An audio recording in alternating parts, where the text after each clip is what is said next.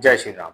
मिथुन लगन की पत्रिका में अगर बृहस्पति आपके 11वें भाव में बैठे हों तो आपको कैसा फल देंगे। देखिए 11वां भाव लाभ का है, प्राप्ति का और वृद्धि का है।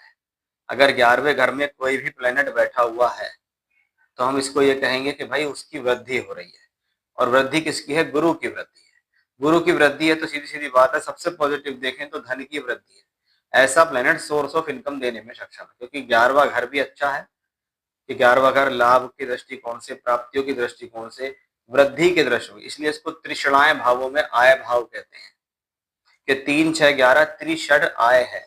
और आय मतलब इनकम, यानी वहां पर कुछ फायदा हो रहा है, वहां पे बृहस्पति के कारकत्वों की वृद्धि हो रही है। एक से अधिक माध्यमों से पैसे कमाने का अवसर मिलना, अपने से बड़े भाई बहन या अपने से जो बड़े लोग हैं उनके सहयोग से जीवन में आगे बढ़ना, ये इस बृहस्पति से दिखता है, क्योंकि ये यहाँ मंगल की मित्र राशि में भी है।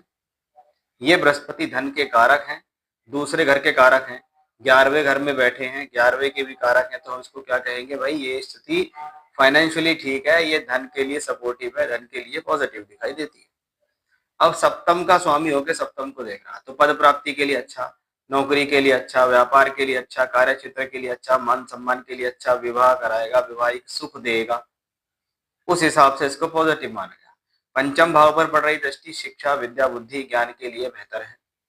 तीसरे भाव पर पड़ रही दृष्टि किसी प्रकार की क्रिएटिविटी से, कम्युनिकेशन से, ट्रैवलिंग से, शॉर्ट जर्नी से लाभ दिलाने वाली होगी। अब कर्म भाव का मालिक अपने से दूसरे में बैठा है, या कहो कि लाभ में बैठा है, कि मेरे द्वारा किया गया प्रयास, मेरे द्वारा की गई मेहनत, मेरे द्वारा किया गया जो कर्म है उससे मुझे लाभ मिलेगा।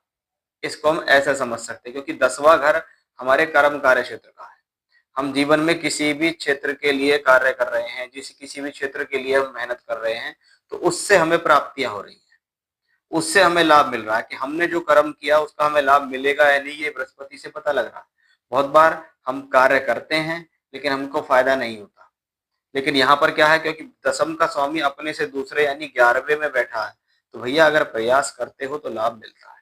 ऐसी स्थिति में ये बृहस्पति धन योग में भी परिवर्तित हो सकता है, कि और बेहतर धन योग जब बनता है जब बुध या शुक्र ग्रह इस बृहस्पति के साथ हो, इसको किसी न किसी तरीके से दृष्टि देते हो, या तो साथ बैठे हो या पंचम भाव में बैठे हो, क्योंकि पंचम से बैठकर भी वो बुध शुक्र वहां देख सकते हैं।